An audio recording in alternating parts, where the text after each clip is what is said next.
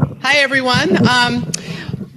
Wow, we're a small group. So what we've decided to do with a small group is we'll talk a little bit and then we're going to turn it into, because my experience with panels is that mostly people want to talk about their issues. And so we're going to turn this into a little bit of a self-help thing. And so after we do the initial part, I'd love it if everybody could move forward and we'll kind of treat it as a group thing. Maybe we'll even turn off the mics so we can be impersonal if we're allowed. And are we allowed? Okay, well then we won't turn it off, and just keep your back to the camera, and we'll talk about going forward. Anyway, I'm Arlene Zeichner. I'm a digital content consultant, and my company is called Zeitgeist. I'd like to thank you for coming and introduce you to the rest of the panel. To my immediate left is Monica Nordhaus. Hi, I'm Monica Nordhaus. I'm an executive coach, and I really enjoy and I'm committed to working with women in leadership in tech, entertainment, and healthcare. I have an entertainment background, although my early studies I was very into science. Hi, I'm Jill Wilson. I run production and creative for SGN. We're a mobile gaming company. We're the #2 mobile gaming company in the US that's independently owned. If you haven't downloaded and played Cookie Jam or Panda Pop yet, I highly recommend that you do. Hi, I'm Paulette Pantoja. I own a company called Blue Focus and also Blue Evo. We're a quality assurance and certification facility for the technology industry. So we test games, apps, audio and video content for the studios that go on DVD and Blu-ray discs, and also for digital distribution before it's released to the public to ensure that it's working properly and of the best quality possible. I'm a geek at heart, big gamer, and started the company on my own. So obviously a lot of barriers that I ran into, but it's been 8 years, knock on wood, that we've been existing. My name is Megan Abbott. I'm with Fem Inc. I'm a co-founder of Fem Inc. We do distribution and syndication of content across various publisher sites. I'm head of data science there. My background is in neuroscience and economics and modeling decision behavior. So that's been a lot of what's driven the algorithms that we use to do our syndication and personalization. Hello, I'm Anjali. I'm from Intel. So unlike the other exotic world, I'm from the geeky company, the small semiconductor company in the Bay Area. I am leading design for their client platform. So everything from your phones to your desktops, it's all morphing at this point in time. So we're trying to make cool things happen and bring the technology to life with devices that people can actually use. I'm Denise Hewitt. I'm the founder and CEO of Scripted. We're a singular script database for Hollywood that allows the public to engage with scripts so we can help Hollywood to tap into audience bases to start making educated buys and bets. I have an entertainment background and started a tech company, so a little bit different, I think, than some of the people on this panel. Yeah. Well, you can see it's an incredibly talented and diverse panel. I read a quote in the LA Times, it was published in February, which kind of shocked me. It said that in the summer of 2014, Google, Facebook, Apple, and other big tech companies released figures showing that men outnumbered women 4-to-1 in their technical sectors. So my first question to the panel is, what are the kinds of discrimination we face and how are we going to deal with it? Does anyone want to begin to answer that? Well, I can start. I mean, I think discrimination is a very strong word to use. So I think I would focus it on what are the focus areas we can work on to make a better environment. I've been in staff meetings where I'm the only woman, but I've led it all my life. That doesn't stop me from being who I am or where I want to be. I think we need to look at it in a different way, that the markets we are going after are a very inclusive market. So the clientele that we, so the teams we form to make those products need to be that are very embracive. Intel just came out with a Mika bracelet, and I'll be the first one to say should be about substance and style.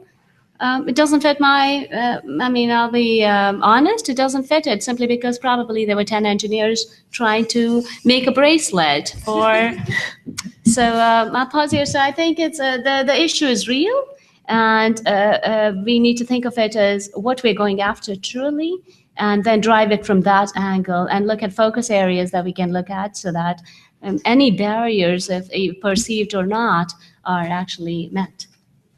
would agree with that. I love that take on it. In our industry, in mobile gaming, it's a pretty new industry. It's really about 5 years old in the modern day devices. And if you think about the people who are playing and the types of games that we're making, we're really trying to appeal to a largely female demographic. And it just makes good business sense for the people making product and creative decisions to be at least partly women. So when I talk about this issue, I like to focus on the business reasons of why it's really important to have a diverse executive staff, because if you're making a product that's supposed to appeal to a diverse group of people, you should have people reflected in your staff that are going to understand the product and the product owner. And I really feel like a lot of people will be quicker to action on this issue if they understand that it can affect their bottom line and have better products because of it. Yeah, on that note, I mean, if we look at what the statistics are, right, like 51% of the population is female and 70% of the buying power in this country is female. And so from a business perspective, you cater to women, you make more money. And so I think there's a weird like resistance on that. But if like I'm with you, it's a business play. And I think most people want to make more money and figure out how to win together. So if we can have more parity in the room, we can start thinking about who we're catering to and what women are looking for, what diverse audiences are looking for, because those are also the majority audience. I'll just add, I really liked, I think it was Jack Ma who said that with his company, he has his secret sauce, or his special secret sauce is having women be part of the company, and that he has something like 47% of the company is women, and maybe 20 or 33% of the, I know I should have the stats, but someone correct me if you know them, of his senior leadership is women, and he's very successful. And I think it's great when we have role models like that who get out in front of this issue. Well, okay. Well, I was at Intel in 2007. When I was there, the groups that they were looking to increase were professional women and African Americans and Hispanics. And we still have the same case 7 years later. So I'm curious, with the $300 million initiative that's Intel, what specific steps are they taking, and what's really going to change? Because I don't feel like anything's changed in 7 years. Okay, well, now there's money behind it, so dollars count. But in all honesty, I am with you. But the key thing there is representation at all levels. What that means is get more, keep more, and then strive for parity. And there are three distinct things. I mean, I think when people say they want to put initiatives, they will start recruiting. I have my own personal thoughts, nothing to do with Intel on those, but we'll get to that in a minute. But I think just doing that is not going to solve the issue, because it's like a bucket with a hole at the bottom. So you hire these talented women. How are you going to be able to have an inclusive environment in your teams and your company that will ensure that they stay with you? So it's about getting them, keeping them, and then striving for parity. I mean, there's lots of things that have been talked over where it's, and it should be about meritocracy. I fundamentally believe it shouldn't be about just women or men, or it's just, or any other ethnicity, if you may. It has to be about how can you be more inclusive across the board. So we have started a lot of initiatives, and they're all tied to those three pillars, where it's inclusion at all levels, representation at all levels, because no more it's about role models at the top. Yeah, well, our president, it's great, but so ceiling thing, I mean, that's off the chart now, so we can't say that. But at the same time, it's like when the RCGs come in, I mean, I personally try to do that. When women come in, we have to ensure that at every level they see the representation and it's an inclusive environment. So I think that what you're saying is really important in terms of the overall environment, especially in the technology section. Like when you're talking about this, a lot of the time on Google and Facebook, they have female employees, but they do tend to, they don't tend to be in that technical section. And a lot of the times, women might start in the more technical field, and then they move to the less technical areas of the company for a variety of reasons. One of which I think is the culture that tends to be present in a lot of engineering environments, which is not particularly. What is that culture? The programmer? Kind of, yeah. I mean, there's it's one that's sort of not necessarily, yeah. It's not terribly inclusive. It's not terribly welcoming. And even sort of when you're there, it's interesting that because of people's implicit biases, you might be working on a team or even working on your own project, and you'll be talking about your project, and people will look at the men next to you as if they were the ones that did it. And that's what we need to change. And how do we change that? I mean, from what I'm reading, I mean, one of the stats is that the number of women in computing jobs that'll be available is going to go up to 1.4 million, doubling in the next 5 years.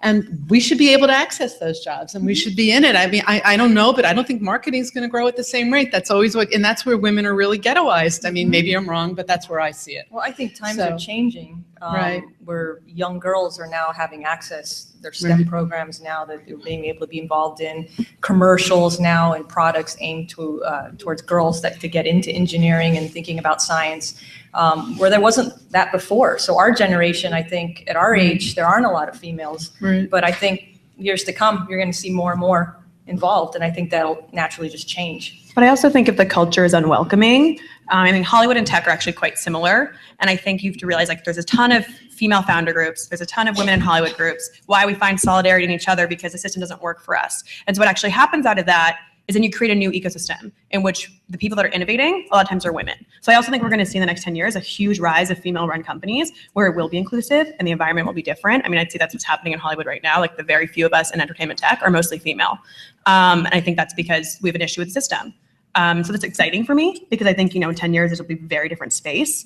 And I think if people aren't going to create brand loyalty or create that space for us, we'll make it for ourselves. But you're talking mostly about startups. I'm sorry, go on. Oh, no, I was just going to say, I agree, and it's really interesting what you're talking about, but I also think it's important to circle back on this idea that it's a meritocracy, because there is innate gender bias is what everyone here is talking about, and there are, without doing a thorough search into the heart of a company or the soul of a company, you're just throwing money at something that isn't really going to change. And in the studies, again, I'm not even a scientist, I'm a coach, but in the studies, I mean, it really shows that when you have a woman on a team, that the performance and the achievement of the team is far greater. Mm-hmm. So having them in silos is something that they also get higher return on capital. Yeah.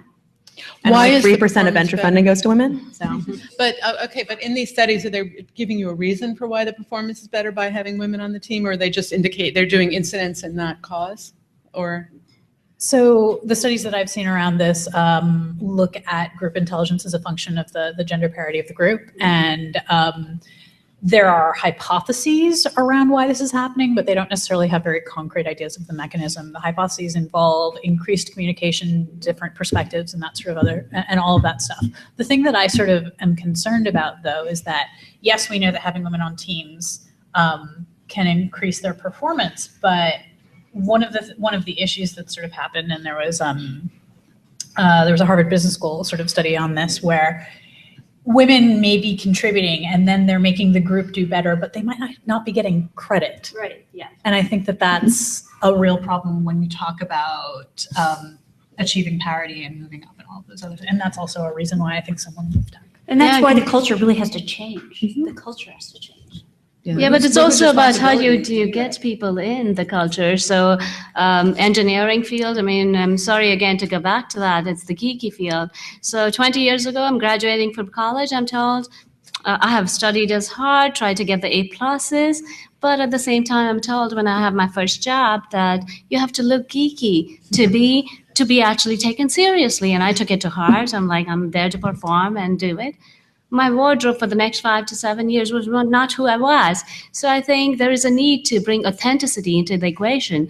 And I realized, 7 years later, I was more mature. So I realized I actually don't have to be everybody to themselves. So, but nobody should be dictating what shoes I have or what purses I have or what dresses I wear if I'm performing. And I think that's a big change. 20 years later, even at Intel, actually, a geeky company, truly, it's a lot more open.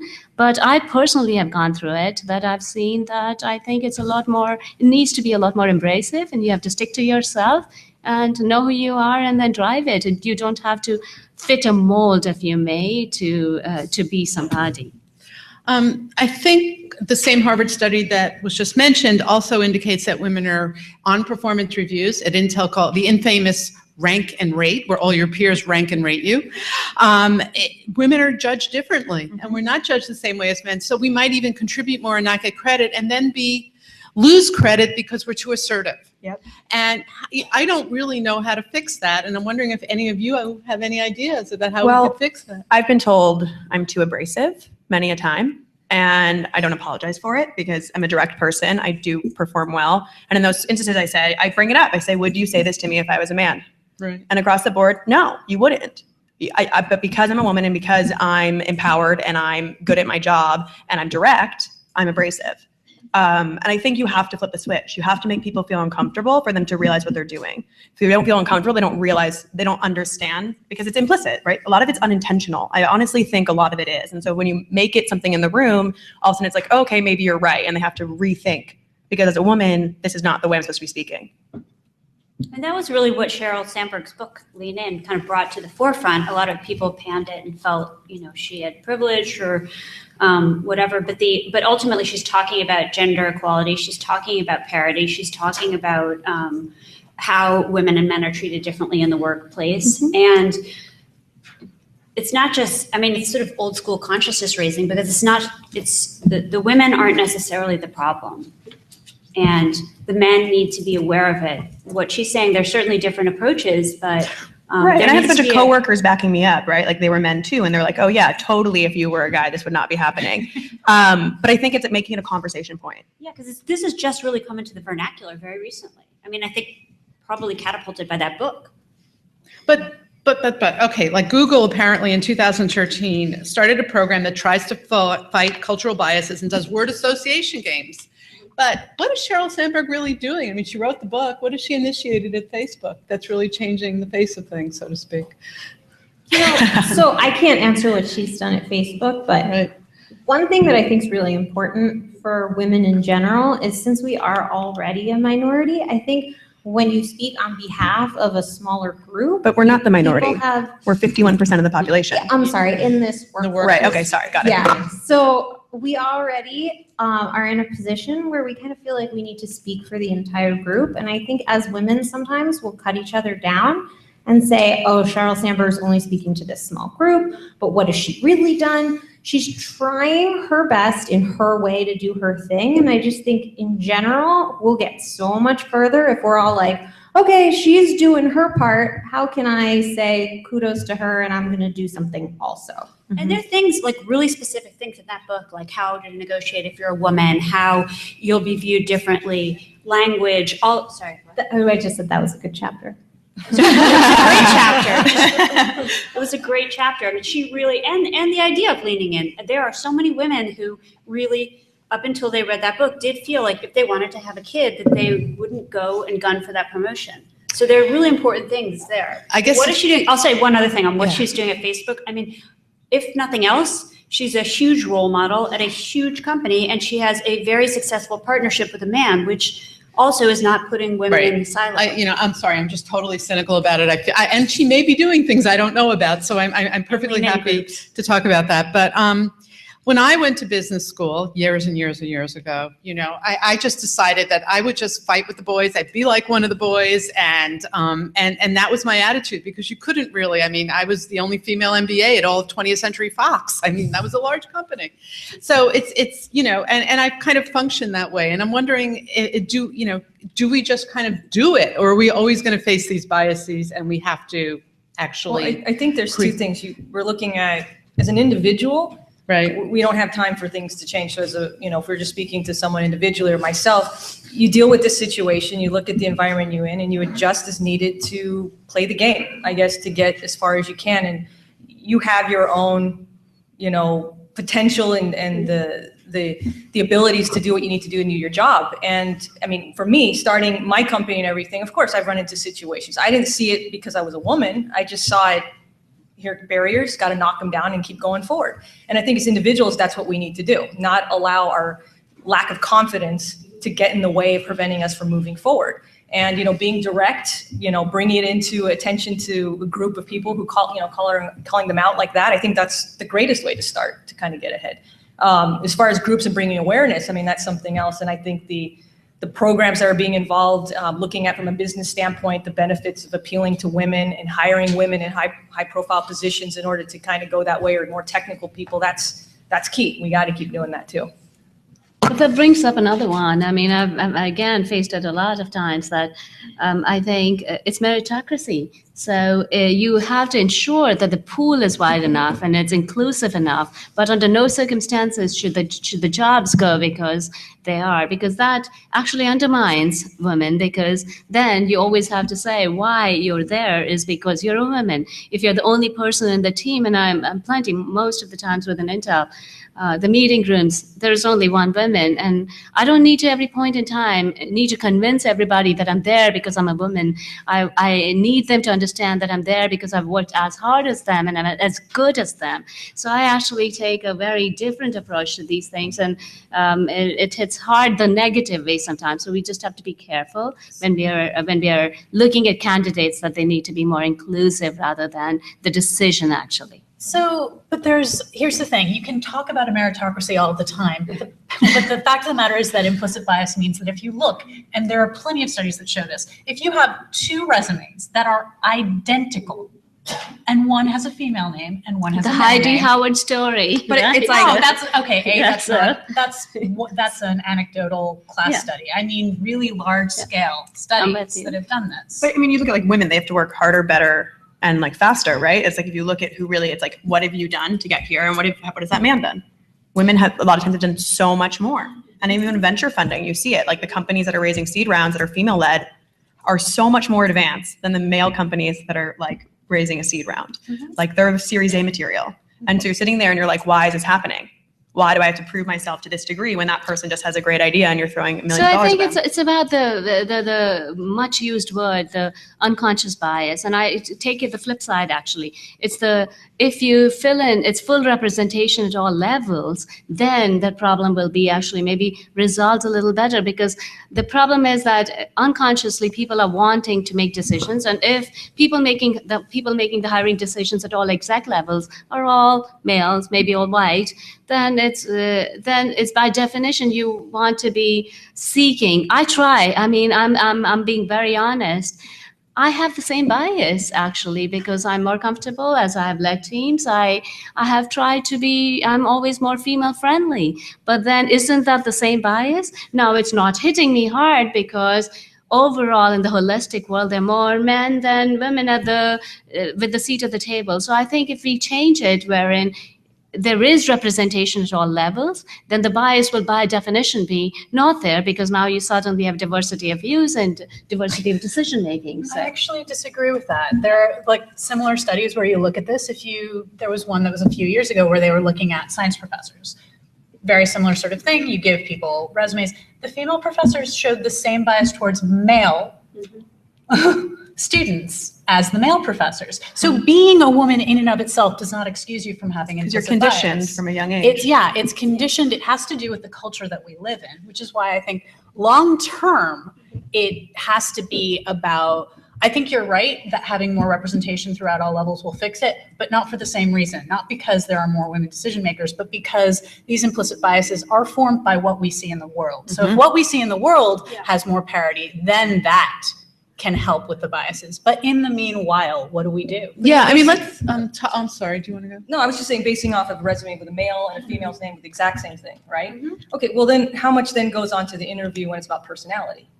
I mean, then I think it's up to us to then be more personable, or to kind of then sell ourselves. Yeah, if it's based on that preliminary thing, to me, I just see it as a challenge. I mean, that's just the next step to then be more personable, talking better, delivering, yourself a lot better. Absolutely. I mean, that's key. And I think that deals with anything. If you talk about guys, what if you come in and you're, too short? Then you're dealing with a guy that's too tall, a guy who's, too big compared to too small. I mean, I think we all have barriers, and I'm not trying to take that away, but the fact is that I think all as humans, we have things that we run into, and this is a game, and you got to figure it out, and you look at the board you're given, and you figure out the best move. And, you could be dealing with two females and you are the wrong ethnicity, or you're the wrong height, or you're the wrong shape. And then you're dealing with that kind of discrimination or bias, But I mean, that's how I look at it. I've never personally, unfortunately, I'm maybe the black sheep dealt with this, or maybe I just never saw it before. But any challenge I've ever confronted, I've never based it off of the fact that I'm a woman. Well, I mean, I think what we've left out or we've just touched upon without really talking about is the whole social aspect. I mean, you know, when I was in business school, we had to read a book that was one from Harvard B School. It was Games Your Mother Never Taught You. And it was about how the whole language of business is about sports. I'm sorry, I'm a standard girl. I hate all sports except for yoga, you know. So, and then all this CAA guys, when I was in movie development, would all go off together on these little trips. Only the guys, no women. This is how they bonded in a work environment. And that's something we are excluded from. It's something that we cannot control. It's outside of work. How do we deal with that? It's just not allowed. If you're going to go on like a work trip, it should be a work trip, right? There's a social personal trip, and then there's not. But they would go with each other. They didn't have the work pay for it, and so. But right, but that stems from the out. top, right? So you have to create that kind of system and conscious in your own company, right? But it's also Something that's fun for Sports everyone. I mean, companies. there's got to be. I'm personally a sports fanatic, but there are Right. maybe some of the gamers are, but there could, you know, there are definitely other things that you can do that don't involve sports activities Or golfing or whatever it is. Like drinking. But your language is different. Yes, of Your course. outside No, interests are different. How do Absolutely, we? but some of this is also even the early Yeah. stuff that we were talking that The STEM stuff and everything else. Yeah, Do we all and know who what are the STEM role is? models as we're children, right? Right.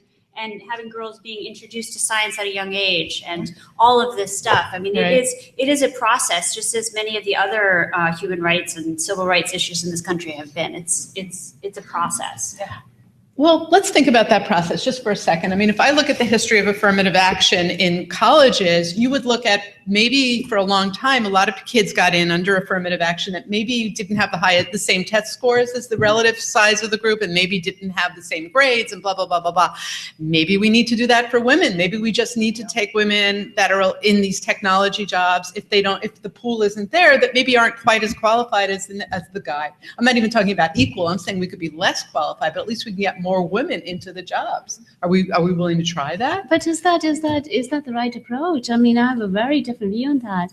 I don't think this is gender specific. I mean, in schools, if you're telling girls that for these STEM programs, they have to have special criterion, that by definition is training them that they're weaker. And I fundamentally believe that you need to encourage them. They need to have role models, but under no circumstances do they need to feel that they're any form or way, any way less than anybody else out there. I think So- you're blue skying it a little bit because the real world is it doesn't work like that. You know, what happens, I know for colleges for sure, I can't really speak about engineering recruiting. I'm completely stupid about that, but you're not going to get that population unless you give them a little bit of a leg up for a long time. I also something think definitely happens when girls are teenagers where it's not cool to be a math student or a nerdy scientist. And maybe you guys were able to excel in that area, but I remember being in math class. I was really good at math and there were no girls there.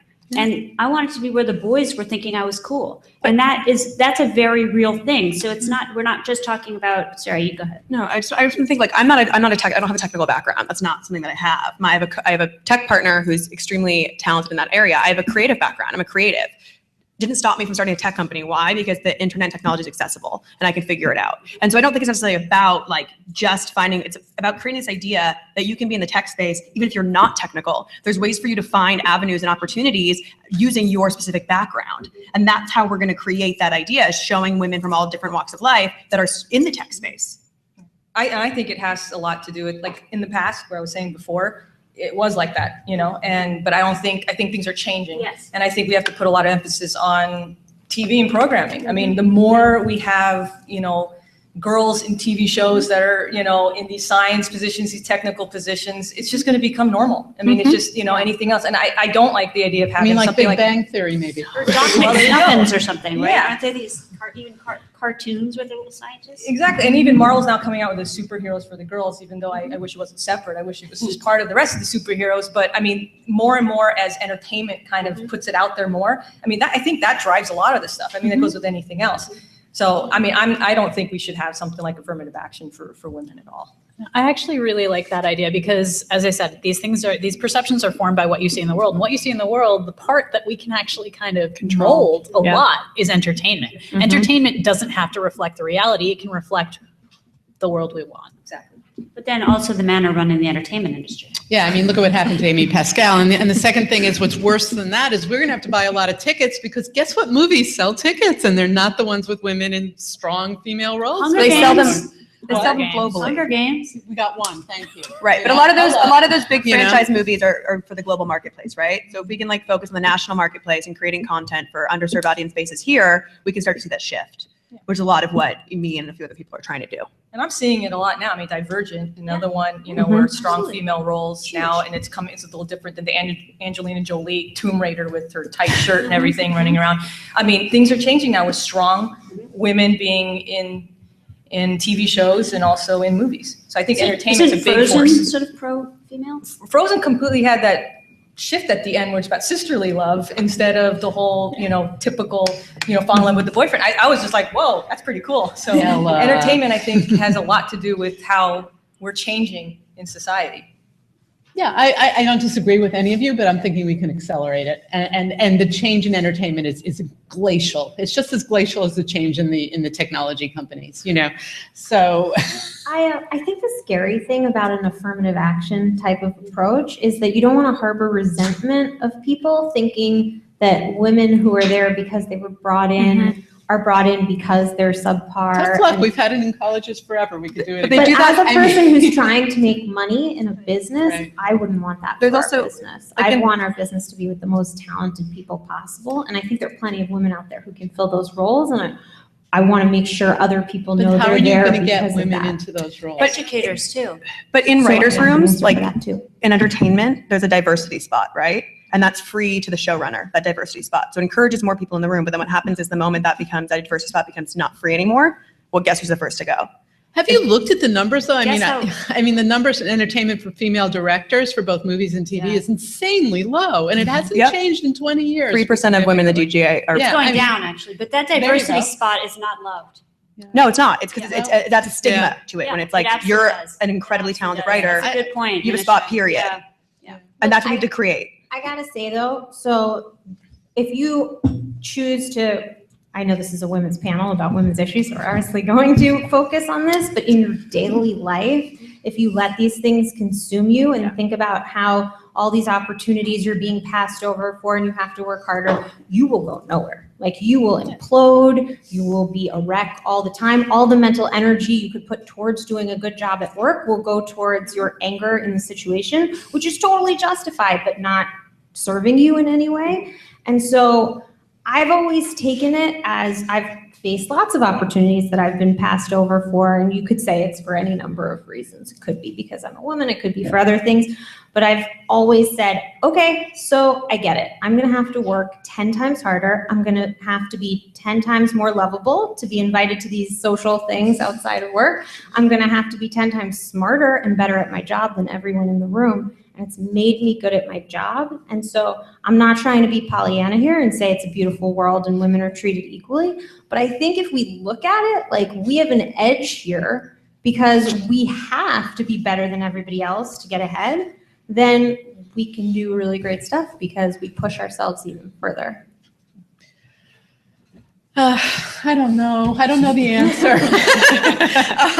You know, it's like we have to work harder is kind of a tough message, you know, and maybe it's the truth, but it's a really tough I really message. feel like that You these know. companies who are with their diversity efforts, just because as a coach, I'm brought in to coach people, that I have seen it change. I mean, when people are hired, when coaches or even programs come into organizations that want to change, people change. People they look at themselves, they look at how they operate at work, they get clear on what they want, and they work towards their potential, which is exactly what she's talking about. And when you fund a large program like that, there is an allocation towards this kind of growth. And as human beings, we all want to grow. We all want to reach hopefully we want to reach our potential and excel.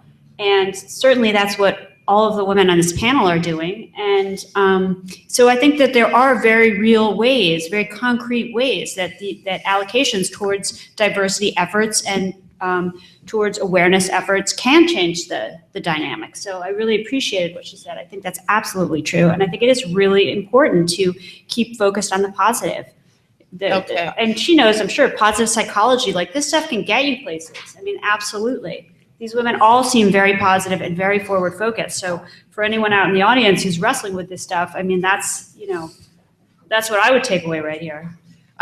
All of these points are great points. I hope I've done a good job as a devil's advocate here. But I'd like to open it to the audience now. I kind of promised that we'd flip it around and let you ask a lot of questions. So who would like to start? You. Okay, great.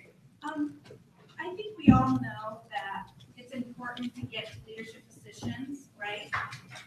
But who is in leadership right now? And I'm not just talking about tech, I'm talking about politics, I'm talking about education, I'm talking about, universities.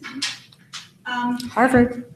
It is around the world, every single sector has men leaders, the predominant.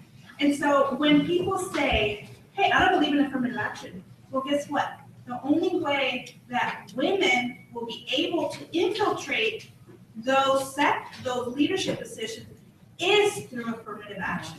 Because you can't go out there and tell every girl that is a 10-year-old about to hit puberty, work harder than your brother because you are a female. They don't understand that. They haven't seen the world. They don't understand the biases. They don't understand that if I am a male, I feel more closely affiliated with another male. Therefore, if a position comes open, I will give the position to another male because I feel that I can relate to another male better. And I don't want to go to work and think like, oh, I'm dealing with my spouse and, who knows where this woman's going to be. And, whatever men say about women, first of all. Second of all, so that was affirmative action. We're not going to get into leadership position unless we can infiltrate leadership through whatever spectrum it is. If you don't want to call it affirmative action, don't call it. Second, I think it's important to empower. There's stages of change. And, there's pre-contemplation, contemplation, actually doing it. And what we're saying is we've been pre-contemplating for a very long time that we need to get into leadership positions. We need to be in role models for our females, which are now, greater than 50% of the U.S. population. And so I think as a panel, I challenge you to really think outside of how does this affect me and what do I want from my company, and think about the new generation and what are you going to tell your 10-year-old daughter when she is growing up and says, well, I'm not really smart to try out for the math Olympiad. I mean, I think I'd love to address that. So I think I totally respect your opinion on affirmative action. I know there are a lot of philosophies on how to deal with this in the best way. That's exactly why I don't believe in it, because I want to be able to turn to my daughter and say, you got that because you earned it. And so that's the reason that I look at it from this other place. I totally understand where you're coming from, though. I also want to address the part about leadership and not getting to that leadership position. I think it's very overwhelming when you look on a global scale, because you're absolutely right with everything you said, and every sector is totally skewed. So I look at only mobile gaming, which is a very small sector, but the only place where I can have any sort of influence. Took me 10 years to get to a leadership position. Now that I'm here, I'm hiring other female leaders in our company. And I know that's on a very small scale, and it's only about me and my little nucleus world. But if everybody was in that position, and there have to be some people who go through a hard road to get to that position and then bring the new people on, then it starts to make little ripples, I think. like I have a younger brother and an older sister, and my dad and my mom raised us all exactly the same. There was no bias in my house. You can all do whatever you want to do. My brother's an entrepreneur, I'm an entrepreneur, my sister's a nurse. We're all really different. but we had an encouraging environment to follow our passions, right? So that's the best you can do, is just say, you're the same, figure it out, right? And I think that's the point. We are the same. My brother and I are complete equals. Neither are treated differently. And then the other point I was going to say is that mentorship is so important, and big part of being any type of leader is to find people to mentor and teach them and show them the path and connect dots for them, because that's how we can all get started, right? And acknowledging there's also a lot of male allies. I have a ton of male allies who are super additive and helpful to my career and helping me. And so I think there's scales of this, obviously, but I think we can all just like do a little part, which is for me to mentor some people, but also recognize that there's like allies that are female and male, and there's both as helpful and additive to the process. And also to celebrate every time that a woman does get somewhere, like when the president of Harvard is a woman, when the Attorney General is a woman, when Hillary Clinton is running for president. I mean, I don't know, but everybody wants Elizabeth Warren. Yeah, Elizabeth. I mean, there's so many women, and it's kind of that glass is half empty, glass is half full. If you focus on that, I mean, with literature, there was like Virginia Woolf, who wrote about having a room of one's own, right? Gloria Steinem, she changed things in the 70s. So it is moving. There are people in positions where they've never been before, and that is, I think, where a lot of women can find inspiration. And it's important to hold on to that, because it is changing. It's changing. Yeah, and I kind of relate to what Jill was saying. There's this old kind of Jewish proverb. It's the old macrocosm, macrocosm, micro, where you just do the little bit that you can in your own little universe, whatever that universe is, and it gets expanded into the world. And probably as the only parent here of an over 10-year-old. No, you're a parent too? Anyway, three of us. There you go. I have an 18-year-old, and for me, it was all about saying, as her parents did, that my daughter can do anything she wants, and then exposing her to everything. Because I think a lot of parents will say, you can do everything, and then they'll just have them take, dance classes. And that doesn't work. So like my daughter did a lot of work at a kid's aquarium. And so you have to do that as well, I think. That's a very important one, because I go back to, I understand the affirmative sentiment, and I know the need for it. I come from India for a lot of different reasons. That's also prevalent there, 10x more, if you may. But at the same time, I come here, and maybe there's a different way of approaching it, which is like, how do you make that field more sexy for the girls? So what I mean is, you think about Legos, and it's always said like the boys do Legos, and I mean, I've seen girls who are like playing with elastics and they're engineering a bracelet. What's wrong with that? Now they are embracing their femininity at that phase, but at the same time they're doing as intense a problem solving as any Lego to make a castle or whatever you're making. So I think it's about the field too, that we have to make it a little more open to all aspects, and then maybe it will be. I mean, No, I agree. I think that's a really good point. I mean, I had a friend, who said to me when my daughter was reading only anime, and I was like, oh my God, this is terrible. Why is she just reading comic books? And he said, she's reading. That's all that counts. So have your kid play video games. They'll want to learn how to program. There are amazing programs out for kids right now, like Scratch for programming for kids, and they might get into it. It's also just really, I mean, the thing about child development is that it's just very important to encourage your child to become who they're meant to be. And so if that means that they love chemistry but they prefer to make perfume kits with it, or right. Or if they prefer to play with dolls, just, it's really about empowering them so that girls can have more confidence and they can make the choices that are right for them all the way along until they are sitting up here doing whatever it is that they're meant to do. Okay.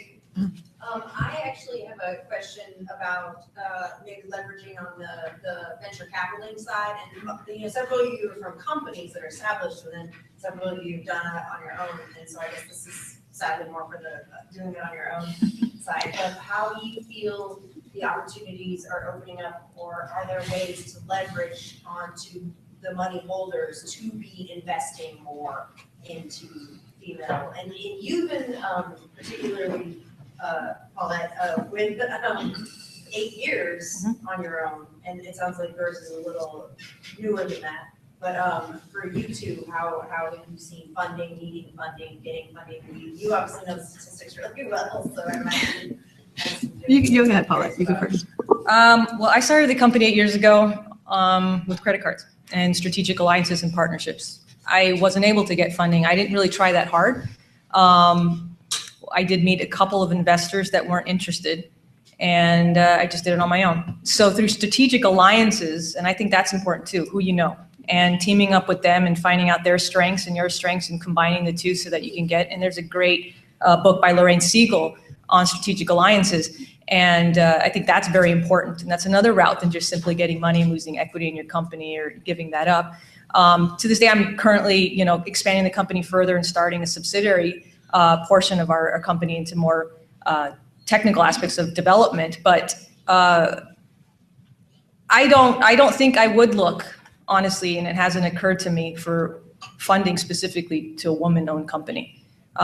Maybe I could try that, but I've just been sort of looking for strategic partnerships and investors that are interested in the area that I'm in and could provide guidance in that area rather than just solely the fact that I'm a woman. There's some interesting stats on that, though. I think Inc. magazine came up with stats on how successful women funded. Yeah. You guys, somebody over there knows about Yeah, this. they have higher return on capitals than men, proven higher returns, and we're getting 3% of funding.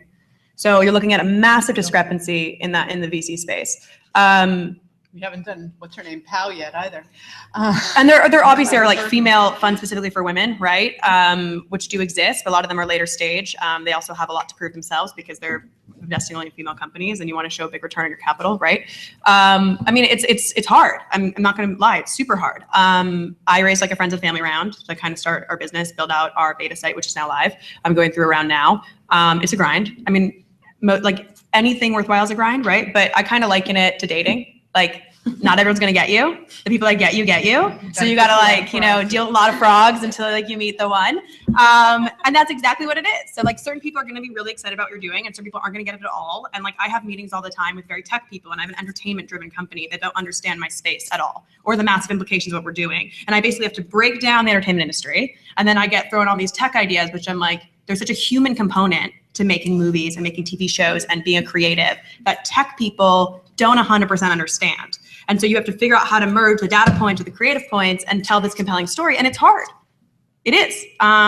But it's worth it because we're building something that makes a big difference. But I think any woman who's raising money will say that it's hard. I don't think I've met any woman that has said it's been easy. I would say that any person raising Agreed. money would say that it's hard. No, I mean, so we actually just raised our first venture round this past year, and it was really, really hard. And I have friends who are men who are raising money, and it was really, really hard for them too. Raising venture capital is difficult, period. Did you go to female-run VCs as well, like Monica Doty or Barbara Boxer? We looked at them. We ended up not. And why was that? I think that there is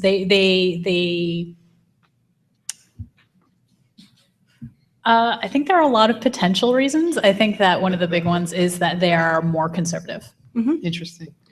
But I think there's like certain indicators, right, that make it a little bit easier. Like my brother's like a YC alum. He's a Teal fellow. He's always the accolades, right, as a male that like people like, email him all the time to invest in his company. And that's not happening to like any of the women I know, really. Yeah, like there's very few stories you hear about like women getting approached on AngelList to invest in their company. The one other thing I was going to say on this one, she was talking about strategic alliances and relationships, and when it does come to this type of stuff is if you're at a conference like this, and this may sound obvious, but just network, just talk to everybody, get cards, talk to people, meet with them. I actually had a company and we did an angel round, so I have a little experience with this, but having worked with many entrepreneurs, you never know when it's going to pay off. So even if it doesn't in the beginning, it's so important to stay out of that sort of bitter thing that we were touching on before. Do not feel like you're a victim because you're a woman. Just keep out there, keep passionate, and keep driving. And there's so many successes. I mean, from, if you look at tech throughout, men, women, whatever, it's really important. Just keep those relationships, keep talking. Turn a no into a yes. That's what I would say. And the brilliant part about capital is that the moment you have traction, everybody wants to give you money. Mm-hmm. So you just get yourself to that traction point and then you can have the pick of the litter, right? And definitely just going back with the strategic alliances, everything is about who you know and the relationships that you built, the reputation that you've made. I mean, that's for 8 years, I own 100% of the company still, and never had any money given to us. And I'm very proud of that. And but it's all due to the fact of the relationships that I built. And I think. But I would add to that, because I think you're 100% correct. Yeah. But I have found, being a consultant for the last 20 years, that 90% of the work I get is from people I already know. But I'm always going out and trying to meet new people and adding it in. Oh, You yeah. know, so it's keep pushing, as you were saying. It's never, do both. You're going to get most of the stuff from people you've built these long-going relationships with, but also do new ones. You never know what's going to be gold for you. Yeah, and I like to use, I'm a learned extrovert. We go to these networking events, you kind of just want to sit back. You got to just push yourself, start talking to people, meeting as many people as you can, getting a card, saying, following up, getting introduced to somebody else. I mean, it goes such a long way. It really does. You wanted to ask a question? It's not a question, I have a comment. Okay. And I think I have a solution. Go for it. I graduated my master's degree when I was 21, so I'm allegedly smart. At 24, I was rec by William Morris writing network TV, 18 produced credits, 9 first drafts greenlit, but I became a mother and got aged out. I said, okay, I'll go into tech. I have 2 patents in mobile entertainment. I got my first at 58, my second at 59. I have won 5 hackathons in the last couple of years. And I have seen it all because I am going nonstop 7 days a week. Yes. And I have a husband and 3 sons, so I think I get men. Although they'll tell you I have not a clue. But here's what I have seen. Everybody will shepherd the idiot guy and the cute young girl before they will bend a finger to help someone else who they perceive to be, and this is not my quote, but if I was going to get a tattoo, I would get it, too old, too ugly, and not deferential to men. I have seen more people. I brought a guy into a hackathon, and I said, they're not listening to me, maybe they'll listen to you, let's partner together. He knew nothing about tech, much less than I did. They tripped all over themselves to fix him. We won that hackathon, okay? This is the bottom line, and my proposed solution is, excuse me, screw it. We're 51% of the population, we need to demand to be 51% of the workforce. Being nice, being sweet, I may seem bitter right now, but really my personality. I will keep coming back day after day after day, no matter how many people say no. But you're kidding yourself if you don't think that being cute, being young, and just being willing to do it 10 times better, that's not the answer. The answer is we are equal, and they have to get used to it. Yeah, of course. It's as Yep. simple as that. Oh, definitely. Sir? Yeah, but I just have to say, everybody gets there their own way. She's gotten really far. Yes. Yeah. But she's also following what you just said, men hire men because they are alike. And she just said herself, I'm hiring more women. So that's the point that we're all agreeing on, that we need to get more women up on leadership so that we can get more women up on leadership. And I mean, also, just on what she said, she's talking about bias, right? You're talking about bias. That's exactly what we're talking about. I am talking about blatant discrimination. Right. And in the Writers Guild, the numbers haven't changed in 20 years. And they keep saying, let's do another study. And it's like, why? We can pull out the numbers from 20 years And the ago. ageism numbers are horrible too. And so, Ageism. yeah, that's a whole other thing. Anyway, this guy, you wanted to ask a question? I own a tech company and a media company. Been in Silicon Valley since 1984, 85. First started my career at Apple, which I have several exits. I have a new tech company. Attended hackathons, mostly at hackathon engineering, most hackathons, most science and tech events. There are very few females there that can code. And if they are there, they may be in marketing or social media, but as far as the real hardcore, when the things are being formed, very few of them are there. I have a new startup where I have to purposefully go out and find females, like it was an actual, we're going to find some female, we're going to find a female founder. I'm in San Francisco. We're going to, and still, I'm in Soma, South of Market. We're going to go and find a female coder, co-founder, equity, and that is like finding a unicorn. It is not in undergrad and grad school. Carnegie Mellon, there's just like, no, there's like one in engineering. They just don't. So what you're saying about, equality, when I'm looking for someone, or any startup I've worked on, whatever's going on. And been funded by Khosla, Sequoia, have usual Sand Hill Road, stuff like that. It's been funded in past companies. They're just not there at the table or part of the conversation or in the right place. It's like being in a party. You're not there. There's a company called Power to Fly, which exactly is about for hooking up female engineers and coders with companies.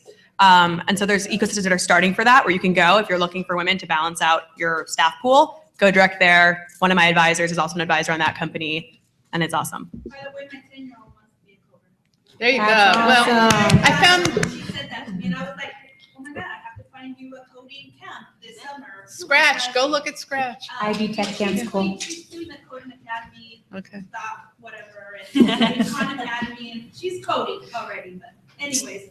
Let's let someone else in.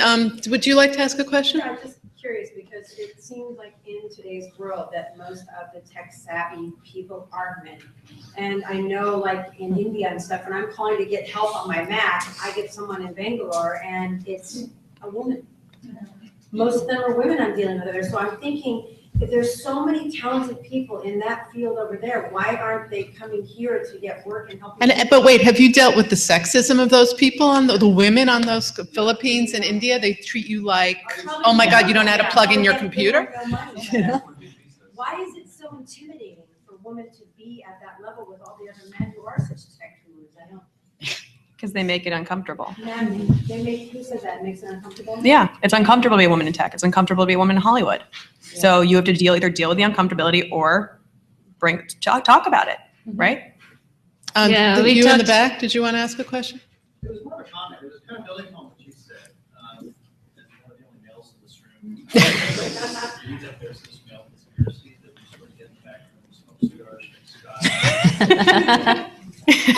Companies honestly, and I've seen very strong female leaders. In fact, we have some of our staff at Intel, very, very technical company, and certainly we've got diversity issues, and we've actually admitted it. We have a campaign to try to fix that. But I agree with your perspective. As an engineering major at USC a while ago, there's a lot of ball games. So while there may be an issue with incorporation, I actually think it starts much earlier. But that's what we've all been saying. Yeah. I mean, I think- I just think when you're 18 years old, you know, if you want to go be a scientist or a coder like my 8-year-old daughter wants to do, just go do it. You know, don't play this victim card. Exactly. Right, but you're also That's saying not the age though. It's when they you have to have the support system to do that. I agree. And I think that's, so many kids do not. I think that is the root of the issue. Like, parents, once you get to Yeah. 25 to 35 years old, it's already. But it's parenting and it's also the academic systems and it's really it's like puberty or whatever. It's at that stage where it's like, how is it accepted? How is it viewed? How is it encouraged? How is it gender neutral? That's what these STEM programs are trying to help with.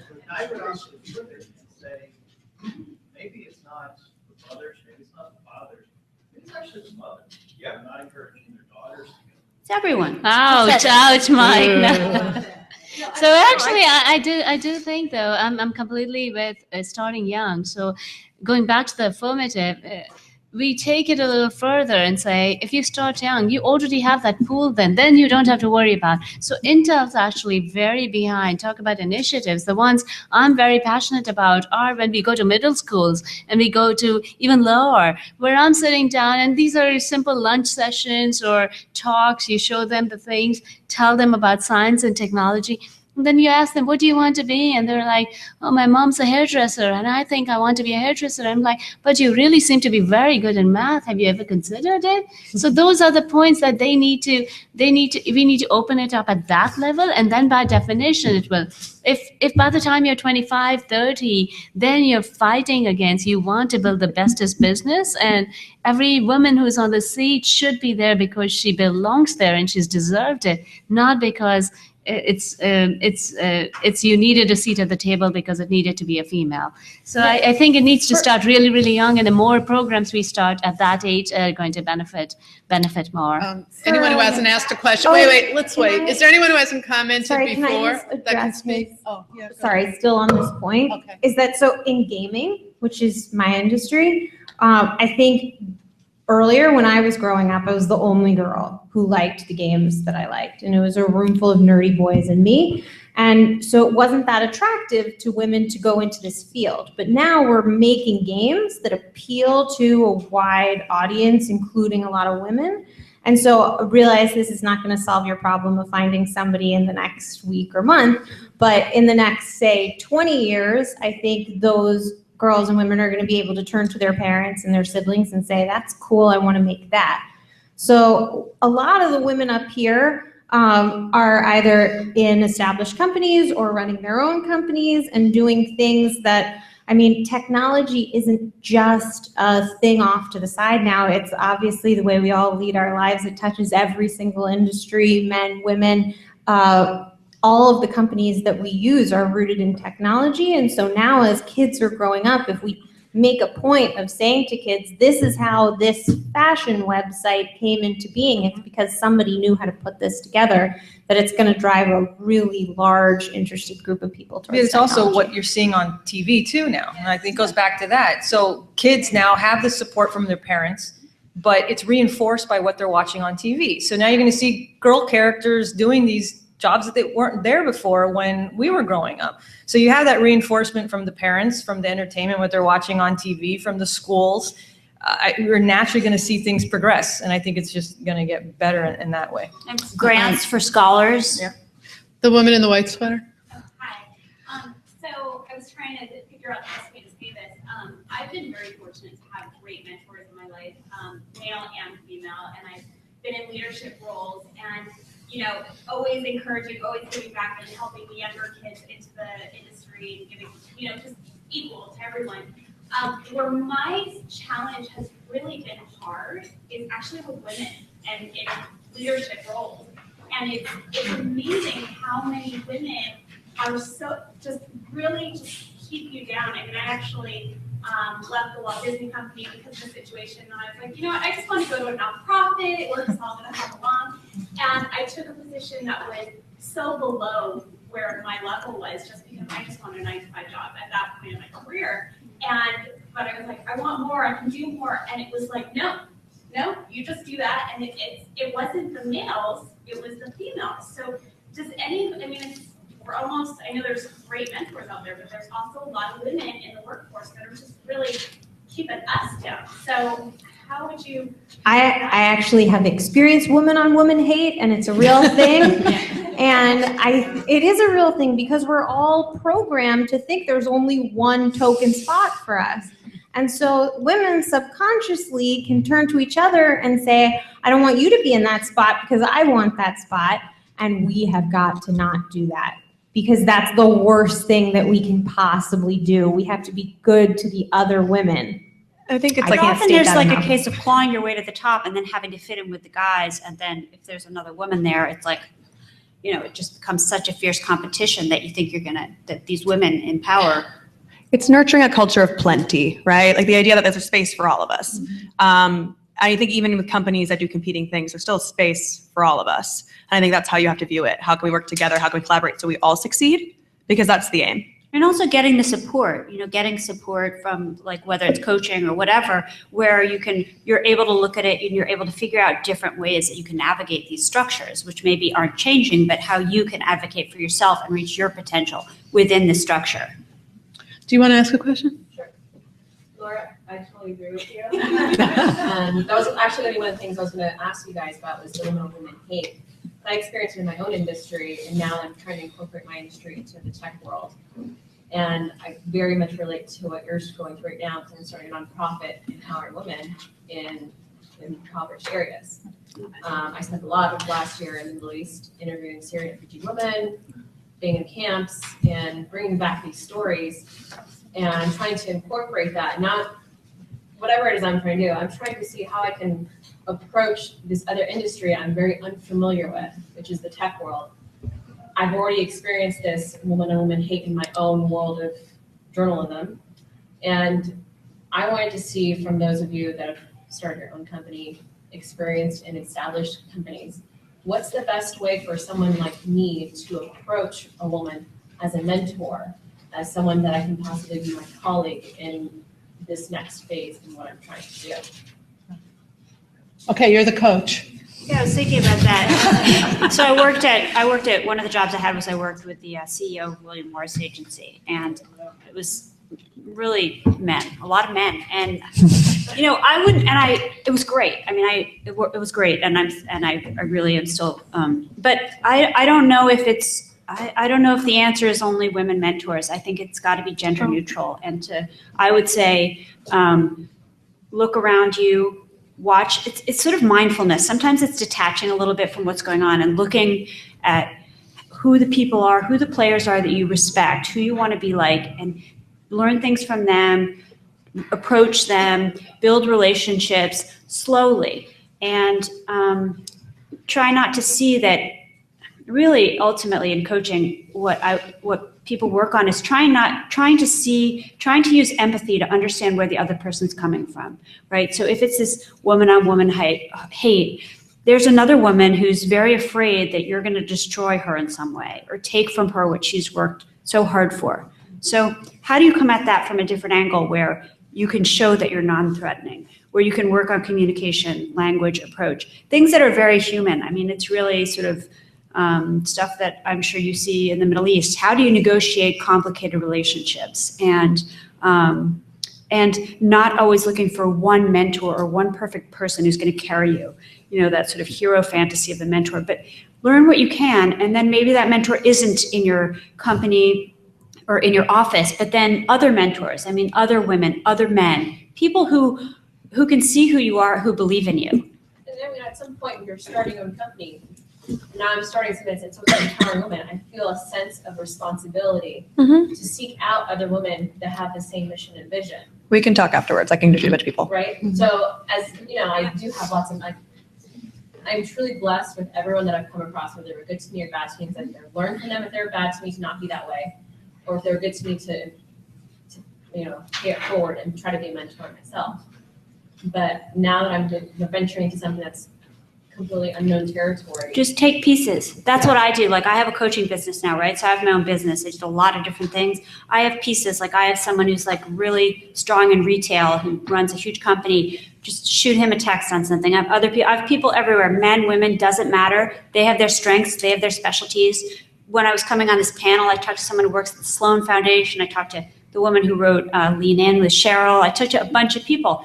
Just do your network and be attracted to this, connect with the people you're attracted to.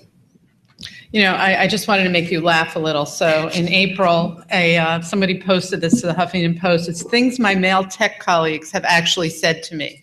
1, most girls aren't into this kind of stuff. 2, you got it, clever girl. 3, you don't mind, and this one has actually happened to me. You don't mind if we call you a chick, do you? How did you learn how to do all of this? It's not PC to say this, but wow, you're strong. It goes on. I can read you 20 of these, but I think this is something we're all facing every day. And there's a Tumblr that's shit people say to women directors. It's amazing. You should read it because you're like, what? People talk like this? Yes, they do. It's real. Yeah. And, and I think everybody on this panel has done an amazing job of both defending how we can go forward and giving us lots of tactics. So I'd like to thank all of you and thank all of you for listening. And they'll all be here to chat with you more.